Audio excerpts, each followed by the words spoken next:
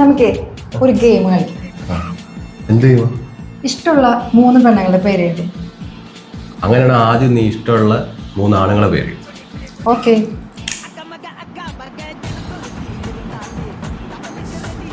എഴുതി.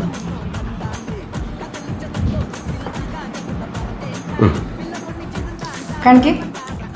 ആദ്യം ladies first. നീ കാണിക്കും. ഓക്കെ.